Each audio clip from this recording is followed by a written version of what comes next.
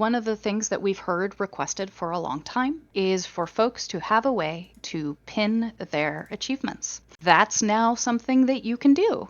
Hey everyone, it's Spopes. When I was live earlier, we covered the U51 Dev stream that was combined with the U51 Player Experience stream. It's honestly incredible to me that I was able to take an hour and 30-minute stream and condense it down to 20 minutes, but that's what I did here. I cut out all the filler so we could just cover all the important stuff. And there is some important stuff coming in U51. Some exciting quality of life improvements. I'm actually more stoked for Solo Dungeons and the Sage's Vault, which they renamed to the Nowhere Vault, than I was before. Before we dive into this condensed version of the U51 update stream, please support the channel by liking this video, hyping, and subscribing. And consider upgrading your support with a membership, a merch purchase, or a donation. So we are actually moving out the update 51 PTS start date to July- July 27th yes. from July 6th. This is frustrating me because whenever the PTS comes out, the data mine also comes out, which means that's going to be late. Season 1 is still launching on July 8th. No changes there. So all the Thieves Guild content that we've talked about the past few weeks and everything coming with the launch of Season 1 is still happening on July 8th. What we have been taking on are some changes that are really focused at those really dedicated or hardcore long-term players. We're also working on some longer-term, larger-scale efforts of long player-requested features. So what she's saying is they're working on some big changes, but they're not going to tell us what they are. When you go to try and navigate to one of your homes, say, for example, if you're doing so from the map or from a way shrine, what we have done is we've reflected your primary home at the top and all your favorites below, right? So that way you don't need to scroll through all the houses that you have collected for you to be able to get to your primary or to get to one of your favorites. We're just trying to make that a little bit of an easier, more seamless experience. So that should be a nice little change.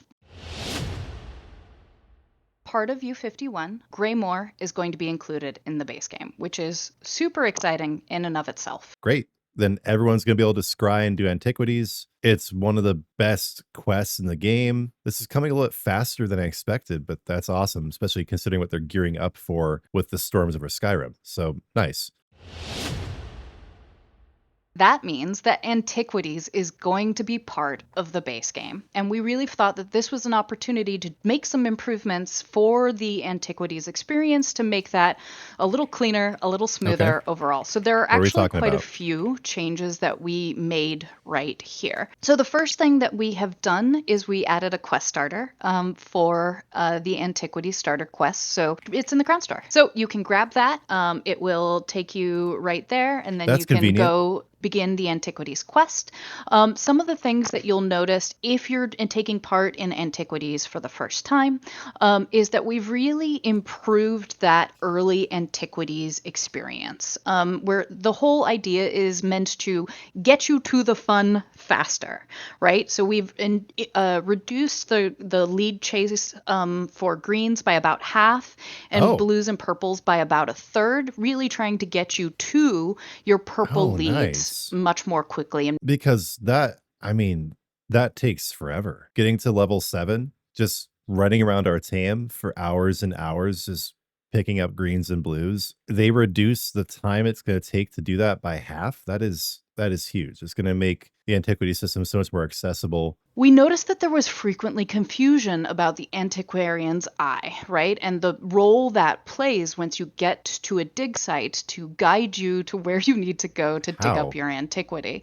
So what we've done is we've made it so that tool just goes ahead, and when you have gotten to a dig site, it gives you a prompt to use the Antiquarian's Eye to guide you to that dig site. It's just helping reinforce that behavior, making it a little bit fast. So I mean, is it really that hard to just go to your tools and use it though? Antiquities had sort of different standards depending on when they were implemented, and that's changed over time, right? We've wanted to generally be more generous with those. And so what we did is a really big audit of all the antiquities, but particularly any antiquities that came out before High Isle were not consistent with the more modern drop rates. So we've really brought up a lot of those older drop rates to be in line with the modern ones. Antiquity leads will drop at their full chance until codex completion rather than only for first drop. So you'll be able to see a lot more success overall in terms of being able to complete your codex, getting some of those rarer leads. So antiquity leads are going to have higher drop rates. I think I understood that correctly. If that is what it is, that's awesome. One of the things that we've heard requested for a long time is for folks to have a way to pin their achievements. This is great. Obviously, I wish there was more in U51, but this alone is amazing. You're going to be able to pin achievements. Let's hear them talk about it. That's now something that you can do. You can see that it has a progress bar showing you what it needs. Now, there are some limitations of the system right now. Right now, you can only pin one achievement at a time. But like you see here, you can pin one of these high-level achievements that have multiple things inside of them. This would have been so good. We will be looking at being able to pin more achievements in the future. So one of the new features that we have coming is going to be coming to PC only for this update to start. And that is our Edit HUD system. You'll see it's right here in the escape menu. You can just go ahead and click Edit HUD Beta. That beta is part of how we're calling out that it is PC only to start. Not every single element is on here, but we're making really good progress, and I think it's pretty exciting. So cool. As you can see, you can just start, grab, and drag and drop and move your various elements around. One of the really nice things about how this has been implemented is as soon as you touch something, it'll bring up the menu for that, and it'll say, hey, here are some of the associated settings that you can do. You can break apart your resources, so you could put them in a stack. For your trackers, you can split apart your trackers, so you could pull your pinned achievements out and track them separately from your general quest journal tracker. Move those around, adjust them the way that you want. One of the things I think is really nice is we've started to expose some of the settings that go along with this. So if you click your ability bar, you can go ahead and set if you want that to be always show. A lot of these more common settings that were stashed away in various menus are now easier to find and adjust for you. That's good. So what we have done is we have gone ahead and made this setting account wide. So if you have a preferred setting, you only need to set it one time. You don't have to set it per character. But we do know that some people may want different setups for different characters. So in the future, one of the things we are looking at potentially doing is profiles. Now, again, that's not for U51. It's just going to be account wide. You set it and you forget it. The other one that we're looking at may be things like being able to change the go vertical instead of horizontal with your various resource bars. But again, these are things that we're thinking about for the future. I just wanted to show you this is what it looks like right now. We'll get the console eventually. Level up rewards, due to how some data is cached that it's giving up respec scrolls. We don't need those in there anymore. That's true. And also, we really want to be thoughtful about when we're sending new players to dungeons to make sure that they're having the best possible experience. So that's something that we're probably going to move to a little later in the level up rewards process as well, to just try and get them some more experience, more time understanding combat, more familiarity overall. Wait, that's going to totally mess up the leveling process, though, because once I get to level 10, I always start doing dungeons. Are they saying we're not going to be able to access group dungeons until later on the levels? That would be a huge L. Please don't do that. finally finishing our multi-year initiative for hybridization. And what that means is the duality of sourcing for our offensive stats, our weapon damage, our spell damage. Mundus Stones had the Warrior and Apprentice Mundus Stones that have been consolidated. So the Warrior now gives your weapon and your spell damage, and now your Apprentice gives increased experience in crafting inspiration gain. This is Okay, in different Latin, than our it is training trait on mundus. your gear, because Just this works saying. for all experience gain. So your quest turn-ins, your LFG benefits, not just monster kills. These things will stack Yeah, and we already use know about with all this. experience scrolls, I covered this racial in a video passives, already. champ. None of this is new, except now we're seeing some of the new artwork for these potions. The new imagery for the potions does look good. 4 new alchemical reagents. Okay, so they're called cultivated cryopods, Daedra blood maggots. Oh god. Fossilized verminous bones and winter's grave tongue. These are going to be required for some of the combinations that are coming out of the PTS bag. And I am going to give you one derpy screenshot and see if you guys can figure out what it is. What's going on? Huh? Oh, you're going to be able to put helmets on your companion. Oh, nice. Okay, this is it's like a tiny thing, right? But you're going to be able to put a helmet on your companion. Excellent. Right. People have been asking for this for a long time. So we are on to the next section. We moved on from the player experience stuff to something else. We'll find out what. I've talked a little bit about solo dungeons. Solo dungeons. This is solo Moonhunter Keep. So I've jumped in here to give you kind of like a little bit of kind of what you can expect in here. So when you come in here, it's going to look like Moonhunter Keep. It's not, you know what I mean? Like we're not fundamentally changing. It's not a completely different dungeon or anything like this. But there are some very, very specific changes to it. The first being, if you see that icon on the top of my screen, that's a repeatable quest icon.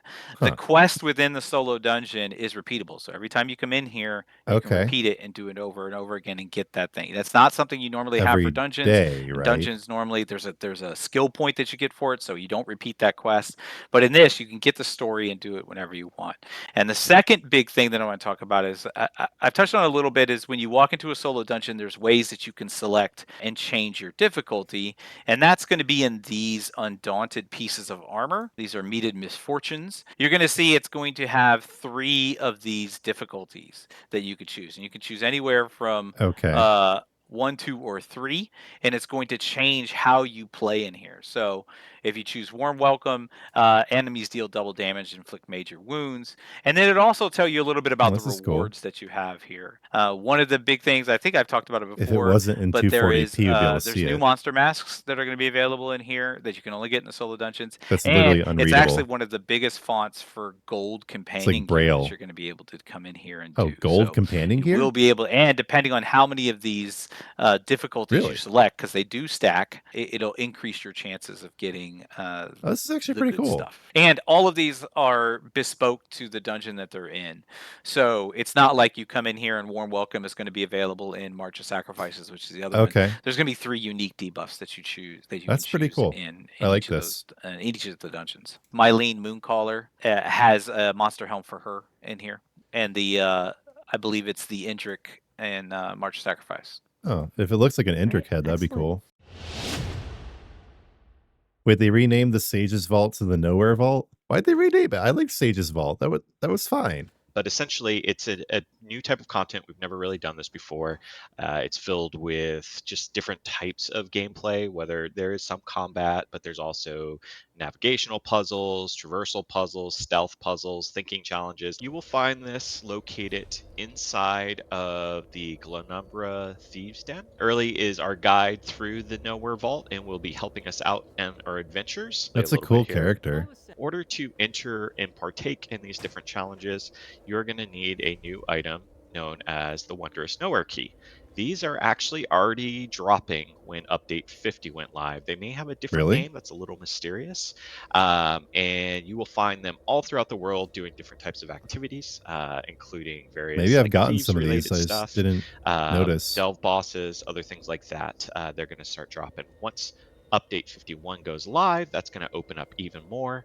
You're going to see more ways to get them, including the dynamic encounters, rumors, favors, things like that. So they're going to be all over. The intent is not to make them super rare, and that you can collect a bunch of these. The vault itself can be done from anywhere from 1 to 4 players, so it's not a solo only thing. So if you want to go in there as a group, you can. The cool thing about the keys too is you only need 1 to open the door. So if you all bring in a bunch of keys, only 1 person has to use it, and it'll open the door for everyone. So if you all come in with a 4-person group and have a bunch of keys, you're probably going to be able to run all the rooms together and do a bunch of cool stuff. You will notice this giant broken orrery in the center of the room. That is going to obviously possibly be rebuilt over time. At launch, we have 3 different wings, and each of these wings has its own unique set of rooms that are randomized, different themes, different gameplay in each of them. When you use them, you'll find these pedestals and you'll consume a nowhere key. And again, this only will take 1 from the player using it, not the entire group, and then you'll be able to enter into this area. Let's go ahead and take a look at a couple of rooms. Called the Hunt of the Watchers. There are a bunch of invulnerable watchers that will path and be stationed throughout this area. You have to stealth around, sneak, and figure out how to open the passageway while doing this giant stealth puzzle. You get caught, they will try to teleport you back or kill you, depending on what they are, but you cannot kill them or take them down. So it is a matter of doing your best stealth impressions, avoiding everything in your way, and seeing if you can figure out how to get through the little maze that will get you to the other side. There may be also sky shards hidden throughout some of these rooms, as well as a number of special treasure chests that you can find as you do each of the rooms. And again, every time you kind of come into these positions, and some of the things will change and be randomized, so the experience is a little bit different every time you do it. This one is called the Fungal Chasm. Your goal is to figure out how to get out of here. You're going to notice there's not a whole lot of so it's an escape room. places that you can just walk to. And there might be poisonous plant or poisonous mushrooms and fireballs that are shooting at you. But essentially... Oh my god, it's a Mario stage. They're plants. Just saying, they're plants. Secrets will be hidden throughout these rooms, finding special ledges, finding things that are out of the way. Like, each room is really, we're encouraging players to go and explore it a lot, to try to find different things, find each of the secrets within it. I like this more than the stealth get idea. To the other side without dying over and over. One of the things I will say about these rooms, there are checkpoints throughout these. So essentially, as you progress to certain points, you will checkpoint. You will not. That way you don't have to start all the way over at the beginning. These are also built to encourage people to use their abilities and skills. So if you have skills that are movement based and things like that, absolutely use them. I do really like the general idea of this, where jump puzzles, stealth, like they're trying new things. And I really like that. Yes, there's a bunch of unique rewards, by the way, that we have in here mixed up. There's a sky shard. Including some of the relic pieces that you need for the mythic item that'll come out with the Thieves Guild. I believe we have some skill styles, a bunch of other stuff. And then one thing we'll talk about at the very end that's really special. So this is the Moonlit Isles. This is actually one of our puzzle areas. So you have to figure out how to get to this center area. But in order to do that, you have to look around for special switches that exist on various platforms in hidden areas. And when you click on them, those are timed. So you'll basically think of the Mario Red Coin challenges. So you this might be too stressful for me. The bridge appears. You have to haul your butt to get to the other side before it vanishes. This one we call the Sinking Courtyard. Quicksand, huh? You are going to be navigating tornadoes, things trying to knock you off, and trying to essentially find these crystals once you start the challenge up. And if you touch the sand, you may get sucked under. So there's kind of a fun mini game here. I like this one the best, I think. Figure out, how to navigate it, how to get through the challenges, and how to find all these crystals in time. This is a really cool new feature. I'm stoked for this. Occasionally, you're going to find what we're calling these, I guess, resting rooms, areas in the world that don't have a unique challenge, but when you explore them and interact with the NPCs, you get clues about some of the hidden secrets of the Nowhere Vault. Not only are you going through here and can just play this as a, like, I'm going to run through and I'm going to get a bunch of loot, because every room, like I said, once you complete its primary objective, you're going to get a special chest. Everyone gets their own unique chest. But this is kind of layered on underneath of it all and gives you that extra reason to come back. Really looks cool too. 2 other special surprises that you'll find when you're going through here, and we're not going to show them, but you have a chance when using a key and opening a portal to come across something called a Jackpot room. A Jackpot room is exactly what it sounds like. So you're going through the vault and you come across a Jackpot room, and there's one of 2 types of rooms that you can come across. One is a resource room. Essentially, think of this area that is filled with tons of different like mining resources and heavy sacks, and just kind of all throughout the area that you can go and loot to your heart's content. And the other room is kind of a vault treasure area where there's going to be tons of different treasure chests that you can go and get tons of loot and gold and stuff like that throughout the area too. Is this sounding like super dynamic? It's gonna be different every time. They put a lot of thought into it. We'll see. I mean, it's not really up my alley. I'm not like a huge like stealth and puzzle guy. I really respect what they're doing here, and I'll probably have a lot of fun doing it. Sage Vornet has a secret prize. Is that a mount? And this is our little friend here. It's a pretty weak Clan mount. Durrani Griffin mount. I'm sorry, but it it's is a unique mount specifically for the Nowhere Vault, and you just need to figure out how to bring these wards down. Pretty boring mount, not gonna lie. That was the stream, guys. I cut out everything you didn't need to see and kept everything important. Personally, I'm most excited for the small stuff like being able to pin achievements, but the Nowhere Vault does also look really cool, even though it's not something I really generally like. And I'm actually a lot more stoked for solo dungeons than I thought I would be. The ability to add these debuffs will make it a lot more interesting. The fact that the debuffs are specific to the dungeon itself, there's a lot to look forward to there. The biggest L for me as a PlayStation player is I won't be able to reorganize my HUD yet, which they call HUD. I just like calling it HUD, which is ironic given that I call ESO ESO, but let's get over it. Anyway, you can't do that on console yet, which I kind of understand, but still kind of disappointing. In the comments, let us know what you're most excited for out of these changes, what your biggest W's and L's are, whether it's the player experience improvements, solo dungeons, etc. Do let us know in the comments. And before you go, please remember to support the channel by liking, hyping, and subscribing. And I'd really appreciate it if you took that support a step further by becoming a member of the Swopes Army. Plans are very affordable and come with great perks. You can also show off your love for the channel with a merch purchase, or take the direct approach by leaving a donation either on my Fourth Wall site or here on YouTube. I'm so grateful for all your support, but I'm even more grateful to God. So we're going to finish up the video as always with a prayer to my Lord and Savior, Jesus Christ. Lord, thank you for your love and your guidance and your word. Thank you for making it possible to stream today and make this video. Please bless my whole community and please bless my channel. Please also be with Zos as they implement these changes. Please help them put forward the level of effort needed to make the changes truly excellent. Please help this new content help the game thrive and grow. I give you all glory for my channel and for this video, Lord Christ. Lord, in your mercy, hear our prayer. Thank you so much for watching till the end. I really hope this condensation of the information was useful. Before you click away, please remember to like, hype, and subscribe. And when you do subscribe, turn on notifications, because I'll be back soon with new content.